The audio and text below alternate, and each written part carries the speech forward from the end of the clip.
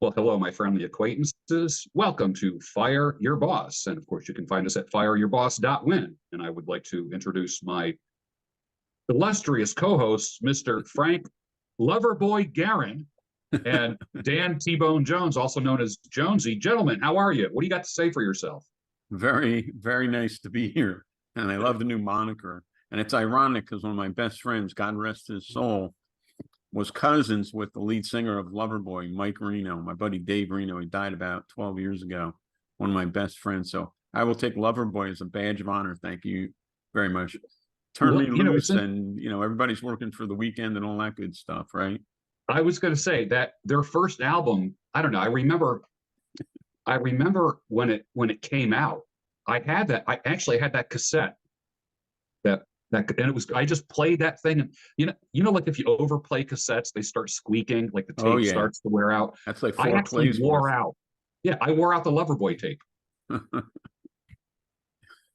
And yet I have the nickname. The irony doesn't escape me.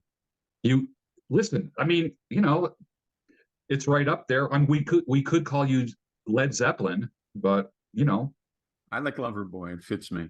okay, I am that a sounds good. lover and a fighter, but I definitely would rather love than fight. What about you? Yeah. What do you have to say for yourself, handsome fella in the blue and white hat? Well, if I was any better, I'd be Loverboy. But with the way I talk, uh, with my word salad, I guess I could be Led Zeppelin because that's about as smooth flying as my words come out of my mouth. Oh, please, please. I've heard you talk a couple times. You usually don't step on your own tongue. So let's see how you do on this call, because we're talking about pricing your product online. So, Pricing the product. oh, I have a lot to say about this, believe me. Yeah. When people first start out in their businesses, they want to know, how much should I charge? And that's a very common question. They want to know what they can, quote unquote, get away with. And most people do suffer from imposter syndrome, and they can't imagine somebody writing them a check or giving them a credit card number or making as much money as they possibly can as a free agent, as an independent contractor, as someone just starting out, whether it be creating a widget, whether it be marketing an agency, whether it be coaching services, IT services, whatever. Um, Frank, what are the fundamentals of pricing your product or service? Well, I can tell you, when I first started out in the wild west of the internet back in the mid 1990s, pricing was a guessing game. You didn't know what to charge because who knew? Who knew? Nobody knew, right? But over time, I've definitely learned some key lessons that have helped me and a lot of my clients get it right. So let's talk about pricing. One of the things is you have to learn how to price based on perceived value, not just costs or time. I'll say it again. Base your price on perceived value, not just cost or time. Because in the real world, it's like, okay, it cost me $10 in 2 hours to make this widget. My time's worth $25 an hour. The widget cost me 10 to make. I'm in it for $60 for 2 hours. Let me price it at 90. That's not how it works here. People want to learn. They don't care about your costs. They're not interested. What they care about is what's in it for them. That's the first thing people have to get their heads around. Yeah, it's funny that you say that, because one of the things we want to do is get away from trading time for money, and that's one of the things that most people hate. It's like a jukebox. The minute you stop putting money in, the music stops. And I discovered certain methods, like for instance, like I'm looking for a pair of work boots right now, and the pair that and I'm pretty bad on work boots. I spent $100, $96 on work boots, and they're gonna last me 2 years. I'll beat the hell out of them. Someone said, "Oh, you need to get White's work boots or Nick's work boots. They're out of Seattle. They're handmade in America. Blah blah blah," and they're like $589 or $600. Wow. And years ago, I used to buy shoes. I had a pair of Cordovan. Remember Cordovan? It's kind of like a dark maroon color. Yeah. I had like these penny loafers, really high end. I mean, this was 35 or 40 years ago. And at the time, they were $150, which was expensive 35 or 40 years ago. But I got them resold 4 times. Now, you can't really find shoemakers and shoe repair people much anymore. It's an old school trade, but they were worth it because I literally, like in the past, when my shoes wore out, I just chucked them and bought a new pair. Right. But it kind of was like the buy once, cry once thing. I literally had them resold 4 times. And every time I brought them in for new soles, he restored them. He made those things look like they were brand spanking new, man. It was just amazing.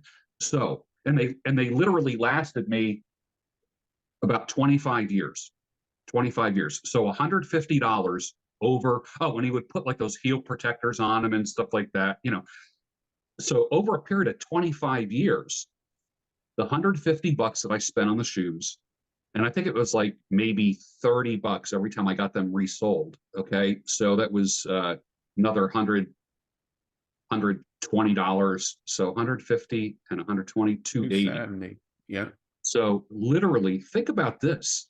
I had a pair of shoes that looked phenomenal for 25 years. And I literally did a calculation of how much it cost me per week to own them. And when you do the numbers, a lot of times you don't feel so bad about paying for quality. When I look at like Knicks or White's work boots, and I did let my fingers do the walk-in when I was looking at these, I didn't buy them for $600, but I thought to myself, I'm at the point in my life where I might be like, I've bought quality things in the past that have lasted me 10, 20, and 30 years. Right. I'm at the point now, I'm going to be 65 next year. Here's the trippy thing. I could possibly be buying the last of everything in my life. My last pair of boots, my last pickup truck, my last, you know, like I got a tweed coat, like a Harris tweed coat that was $300 25 years ago, and the structure is still perfect. It looks brand new. Like I could wear it till I die. It's, you know, I could be buried in it.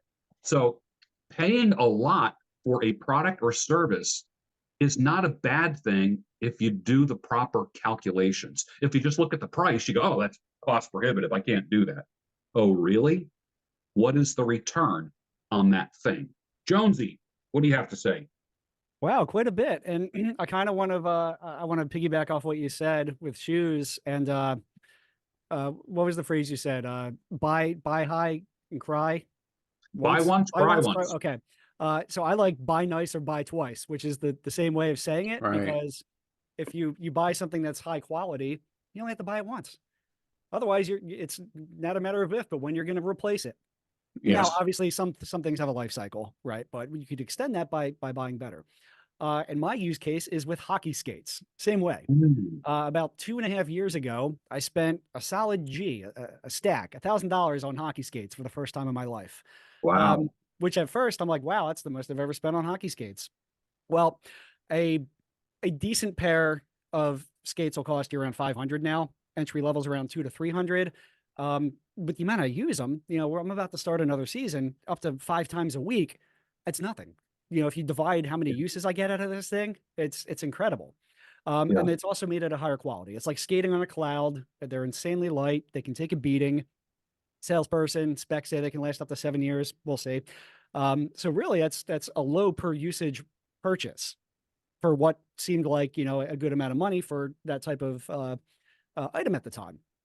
And yeah, you know, that's, you know, if we're talking product pricing, that's something that's going to be at a premium level. And, you know, for Fire Your Boss, we're probably going to be focusing more on service-based pricing. Not to say that we have to skirt around the issue of product pricing, which is typically more straightforward, which is almost, you know, even if you take out the perceived value aspect, it's going to be cost plus something. And now whether that plus is 25% or 150%, depending on that perceived value, that's where it comes down to positioning, which we've talked about in previous episodes. You know, is this a luxury product? Is this an entry-level product, or is it somewhere in the middle? And all other factors aside, the pricing is an indicator of, you know, what tier product something is. So the same principles can certainly be applied to service-based business, which is what a lot of our entrepreneurs, what myself primarily offers.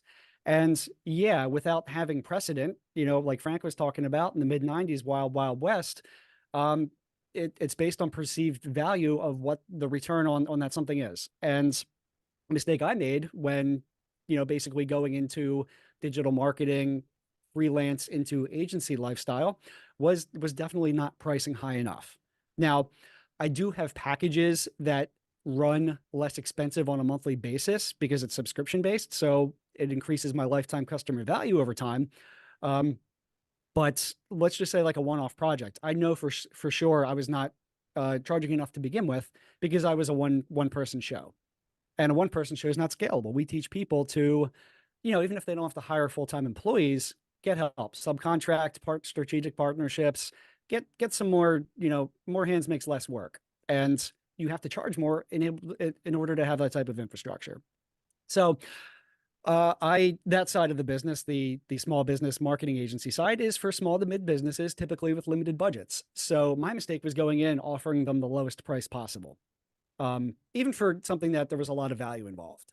Now, what I should have done instead, and what mentors have taught me, is always offer them your best solution first. Even if it's possibly Yes. out of their budget, that's okay. I have the flexibility to offer multiple services and multiple levels with multiple price points attached to it. Offer them the best first, understanding that they're probably, for whatever their objection is, we'll just say it's budget. They can't swing it, and that's okay. Here's what I can do next for you. All right, you don't want to spend $5,000 a month on SEO and paid advertisements on 5 different platforms. Let's launch you up with a simple website, 5 pages, position your brand, have some calls to action, contact form, and we'll put you on Google Maps, and it costs X amount per month. But I still offered them the high one first, which means somebody's going to buy it at some point, even if you're just Sure. starting out. And when you're Yeah. just starting out, you got to eat crow a little bit. At least my opinion is you can always shoot high, but depending on where you're at in startup, if you want to grow organically, you got to grab some low hanging fruit first. To get some revenue and start paying the bills and scale up that way. And that's one way to do it, is by having that offering and scale back if necessary. We actually, we talked about this through our group chat not even just a couple days ago. We talk about anchor pricing, and yeah, sure, I can, my $50,000 a month marketing package. That's not for everybody, but it's Right. there. Right. It's there.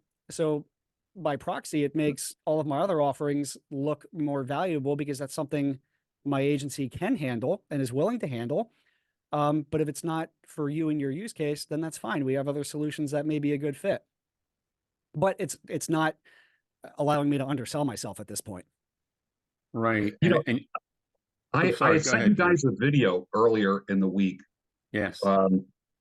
with Alex Hormozy that it was like in the first 5 minutes, he said just like basically just add some zeros, and offer a flagship product, and that automatically raises the credibility of your other products when you offer that 50,000. I forget what his reasoning was. I don't if you remember, It's but basically his term is anchor pricing, is anchor that it pricing. Yeah. changes the anchor, changes the thermometer, the set point of this is what this we'll just say agency is capable of. Wow, they've got some heavy hitting infrastructure here and deliverables. Okay, well maybe that 50 G's isn't for me, but 5,000 a month, yeah, I can handle that. And maybe it's a scaled back version of what that $50,000 offer is, Yeah. which is the Right. worst case scenario. Best case is somebody buys the $50,000 high ticket offer. You have nothing to lose by doing it. Well, yeah, and you know what, guys? There's a natural temptation, especially online, to think that the only way to win is to be the cheapest.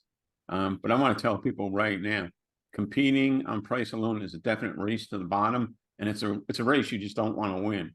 I mean, if your only selling point is that you're cheaper than the next guy, there's always going to be somebody else that's willing to undercut you.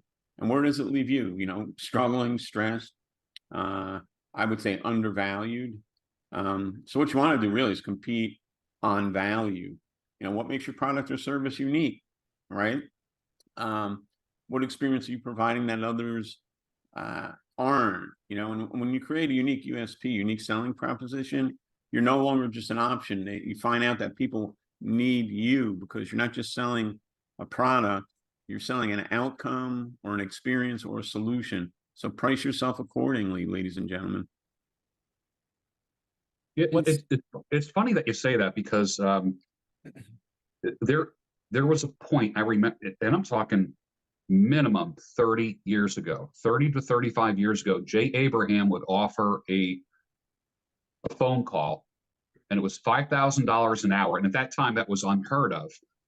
And after 15 minutes, he would ask you, like, do you feel like you're getting your money's worth so far? And if you said yes, then he would say he'd hit the button, and then you'd be charged $5,000. If not, and he said, and no one ever said no, he says, then you would, wish the person well, good luck, and thank you very much for, good to meet you, kind of thing. Right. I thought that was interesting. That was very bold because me and some of my marketing friends, we would I'd call my buddy Barry. Hey Barry, what do you think of this? Let me bounce this off you. And he'd like give me an answer. And he goes, that'll be $5,000, please. So we used to kind of like Jay Abraham each other, jokingly. And but yeah, pricing is a funny thing. Pricing is a funny thing. And I think if I know when it comes to like, for instance, power tools, I bought like a Ryobi power tool set, like 18-volt cordless drill, circular saw, light, sawzall, and sander. And it was like $240. It's like 20 years ago. Now, I'm not a contractor for a living. I don't use power tools for a living. And people criticize, oh, it's junk, they're gonna die. You know what? I'm still using them today. I still use them today. But my brother, who is a licensed contractor, he goes with Makita, Bosch, Milwaukee tools. He gets like these really high-end, like one tool, one cordless tool will cost as much as like the entire set of Your tools that whole I have. set, yeah. But he uses it every day, and he's brutal on his tools.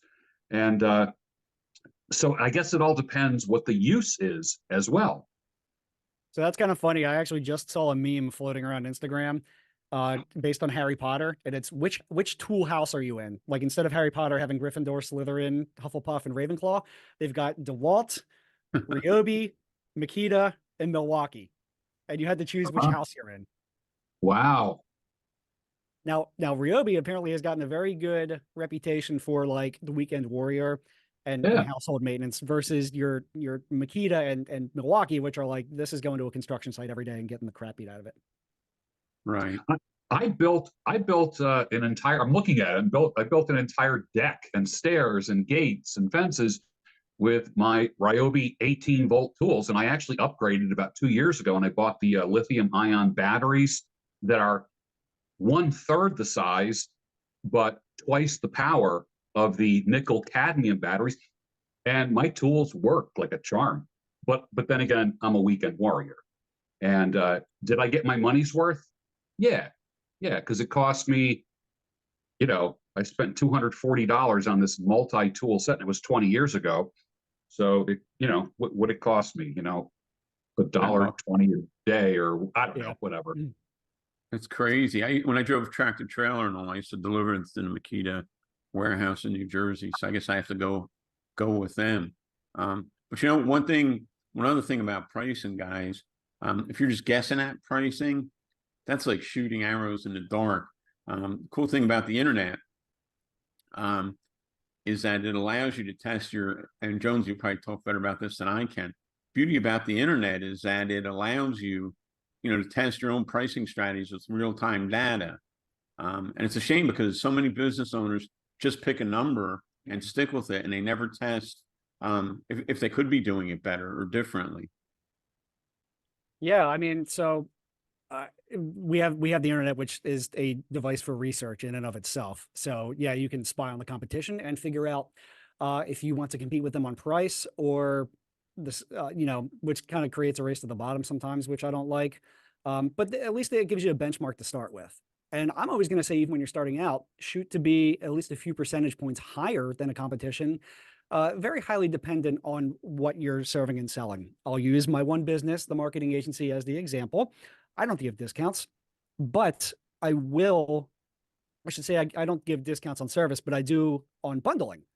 So if you're going to, subscribe to multiple solutions from me, of course I'm going to, it's the same as when you buy the 18-volt Ryobi set that comes with the Sawzall, comes with the drill, comes with the vacuum.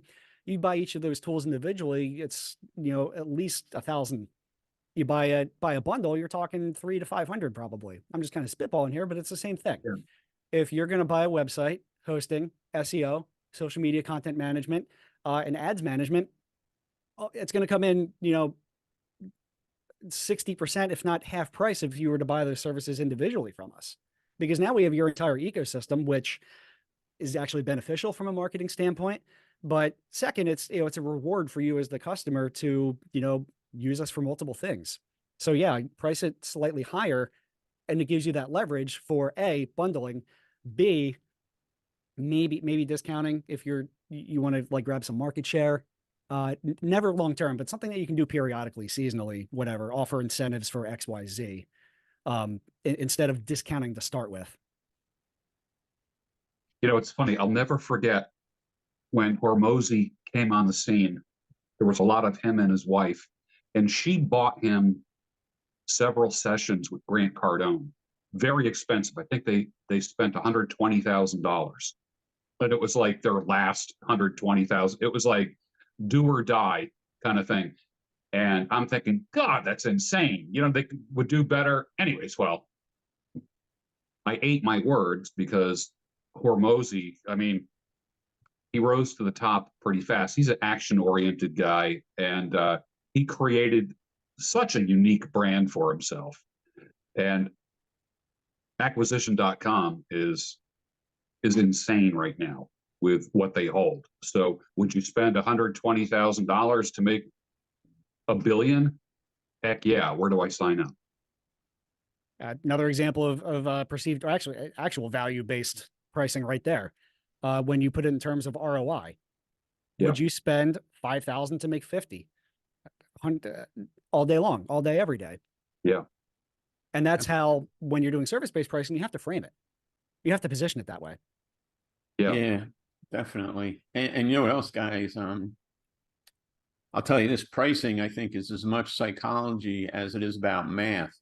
When you go to get gas and it's like $3.29.9, you're like, oh, gas is only $3.29. No, it isn't. It's $3.30 a gallon. Nobody gives you like 0.8 of a penny back or anything like that,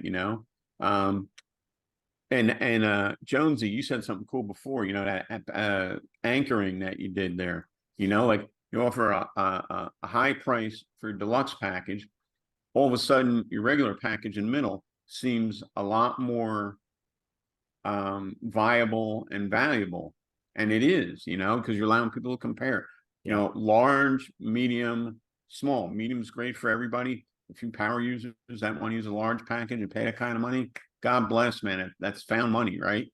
But by doing that, you make the middle one look like the most sensible, opportunity. And I'll tell you what, if you understand these sort of like psychological principles, and you just a little bit of digging, like Robert Cialdini, and you do a little bit of digging and thinking, that stuff can really help you position your products or services in a way that it feels like a no-brainer for your customers. And that's another way you compete on price. Compete not just on price, I should say.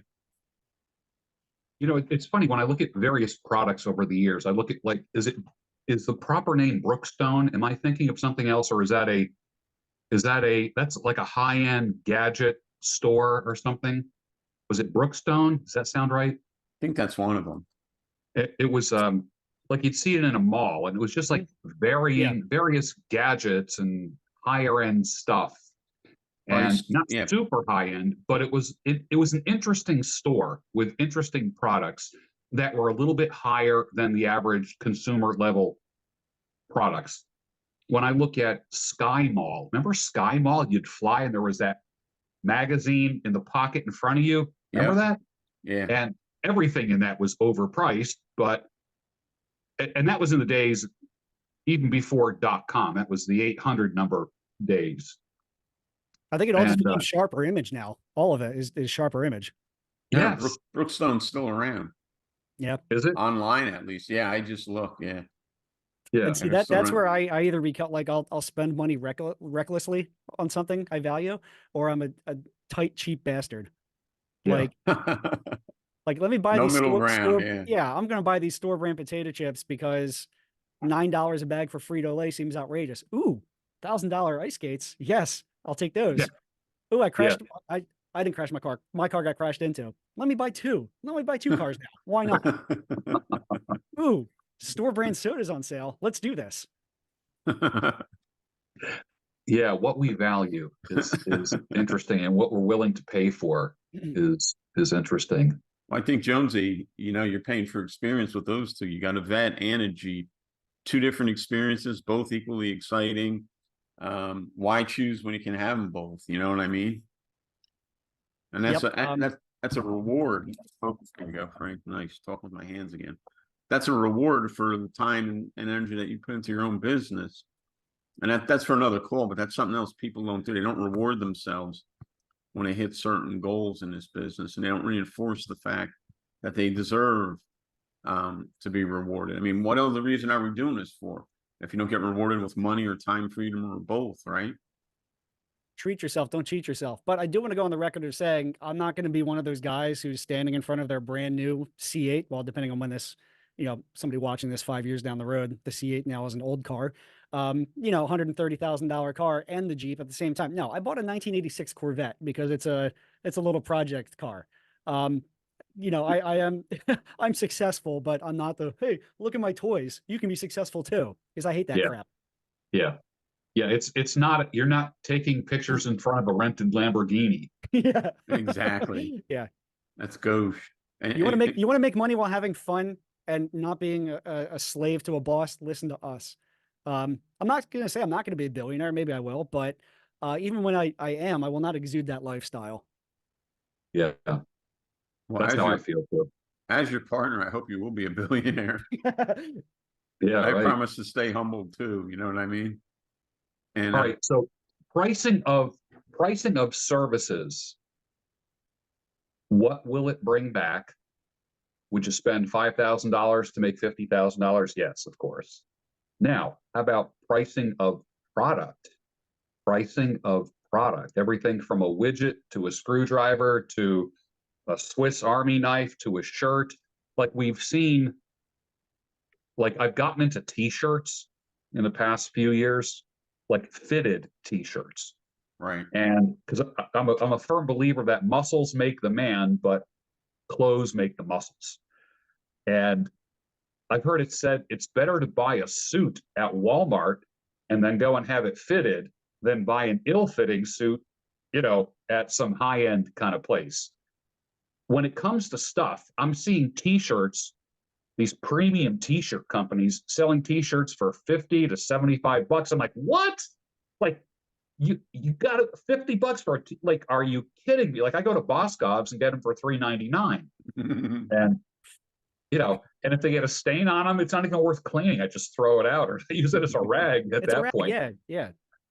But it's amazing how some companies with their direct, like literally direct to consumer, can sell a t-shirt for 40 or 50 bucks. I'm blown away. It's a damn t-shirt, but there's companies out there doing it. Well, George, just look at like when you go to a concert, you know what I mean? How much are the concert shirts? They're $40 to $50 because you're there. It's your favorite band or one of your favorite singers. Yeah. You're at the experience. You don't say, oh, let me go home and buy that online somewhere so I can get it cheaper. Like, man, $40, dude, give me that shirt, And it's I'll buy it off the bootleg guy in the parking lot because I support small homegrown businesses. exactly. Ringo Starr doesn't need the extra money. Yeah. Well, we don't know that. In Ringo's case anyway, was he really a Beatle? That's the whole story. But you know what? I'll tell you what, man, if there's one thing I did learn, it's that pricing is deeply tied to knowing your audience.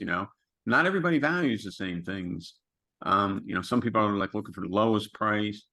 Some people, you know, want to pay a premium for high quality exclusive stuff.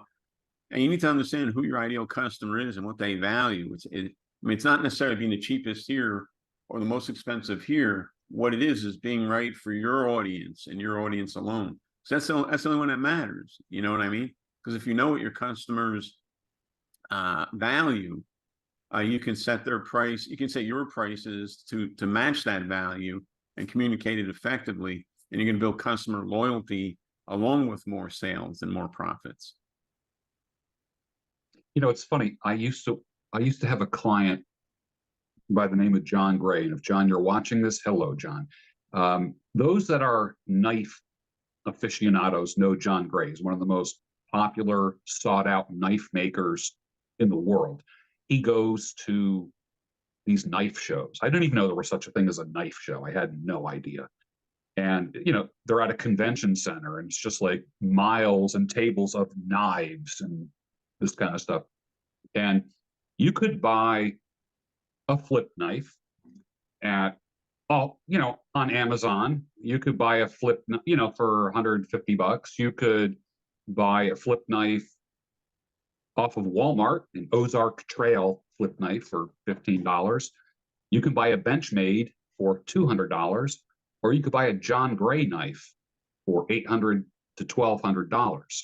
Handmade, literally no two are the same, just totally bespoke kind of stuff. And he's always got 12 to 20 knives going, like in process at all times. And he lives near me. And I went to his little industrial. He just has like a little room in a warehouse with grinders and anodizers and all these things. And the guy's knives are just heavenly. They're like butter. They cut like butter. They open like butter. They have just when they flip open, they got a sound that is just beautiful. Like There's butter? no like butter. Yeah. Sounds like butter, yes. And like there's no off-the-shelf knife in the world that feels like a John Gray knife. There's not, like when he put it in my hand, I'm just like, oh my God, this is like worth every penny. But not everybody's going to spend $1,200 on a, you know, a clip knife to put in your pocket. Reckon. But those that he has people lined up to buy every new knife. And of course, every knife is a limited edition kind of thing. And not unlike Ferrari, which we talked about, the Ferraris are sold before they even come off the line. Crazy. What do you think about that as far as product pricing? So that actually it triggered me to think of something else, which is even if you're on, like, we'll just say like the middle consumer level of product pricing, like Frank's favorite car company, Ford. Yeah, I'd say. Excuse me while I throw up. That was just wrong of you. As a Mopar man, I must go on record. Ram trucks, Dodge Challenger. There's a very specific example here.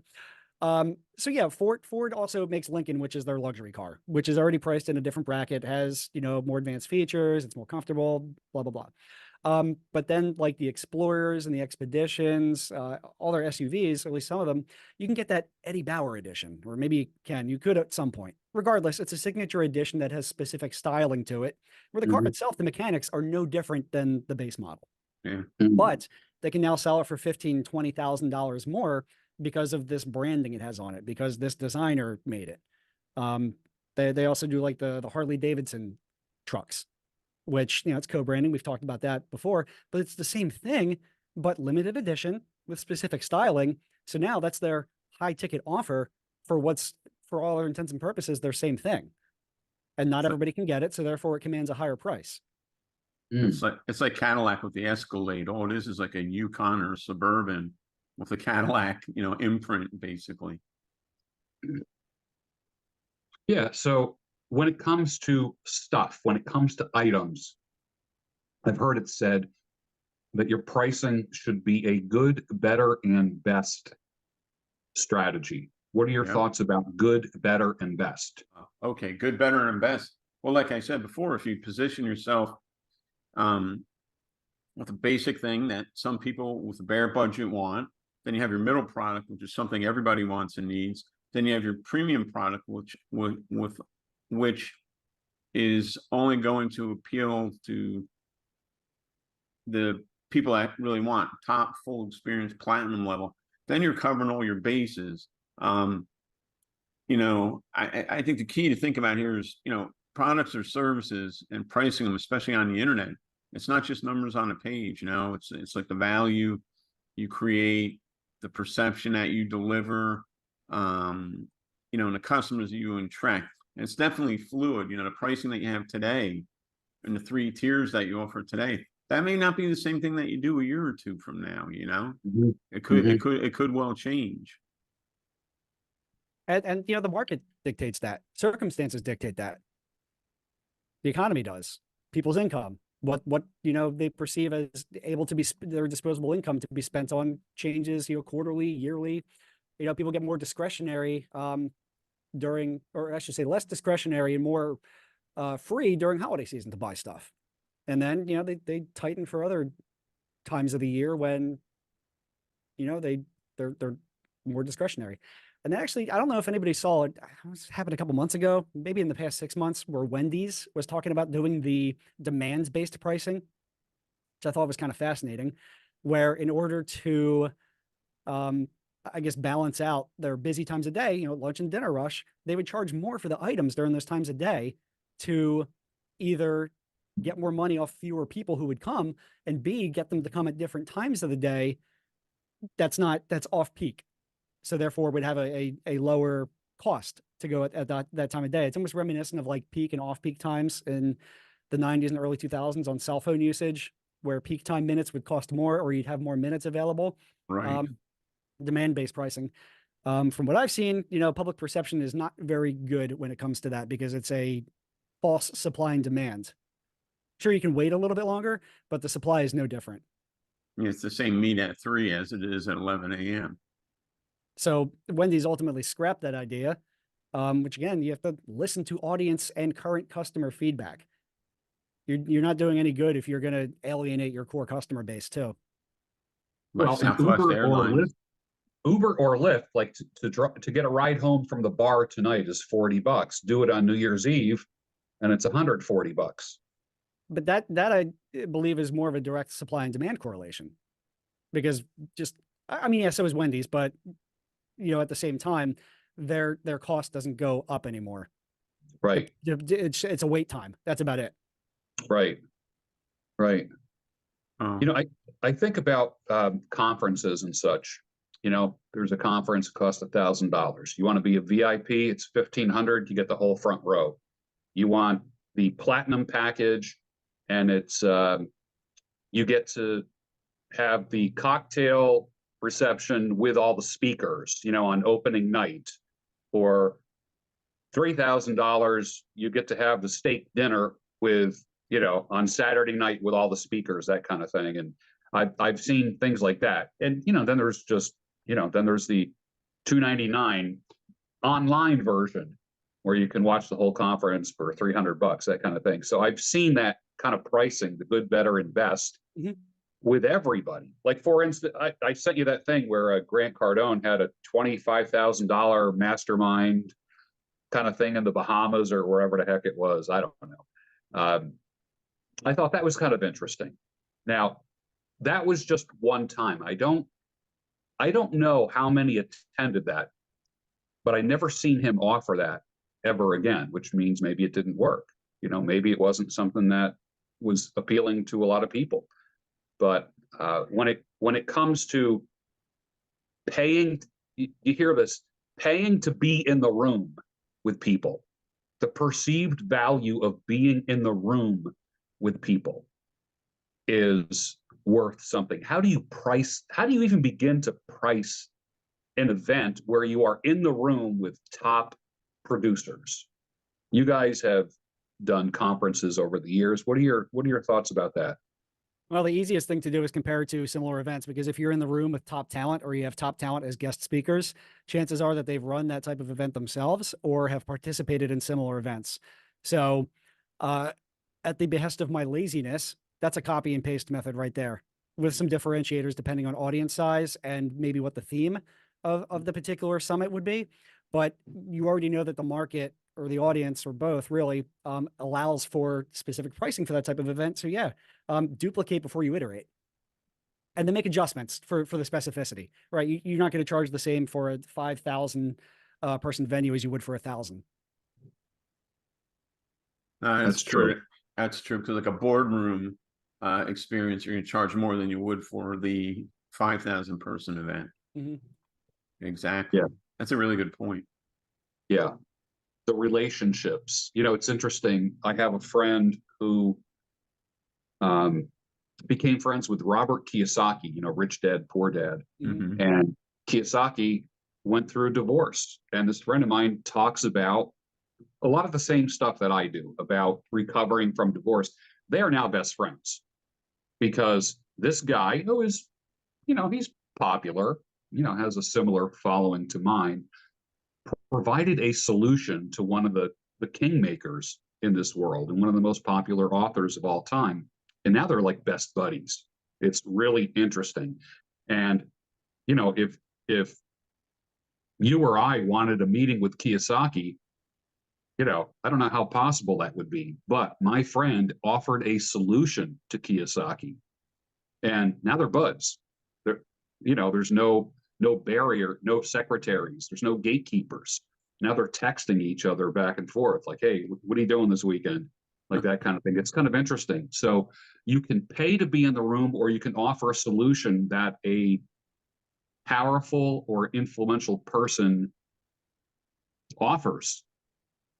And somebody powerful and influential who utilizes your product or service, that's one way to get quote unquote in the room, is to offer something that somebody powerful and influential can utilize or saves their life.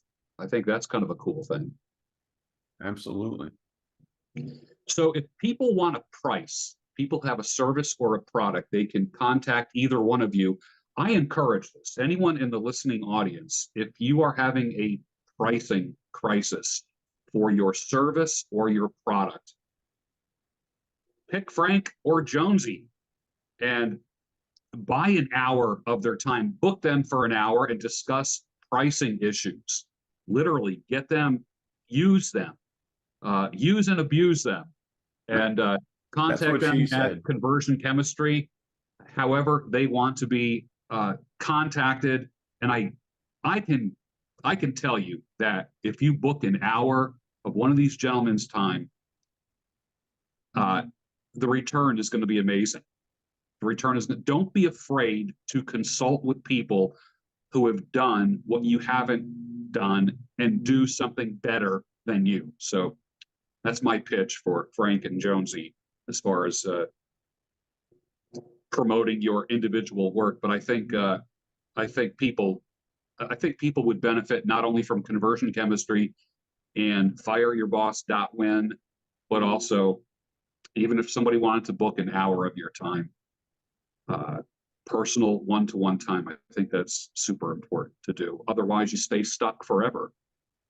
That is true.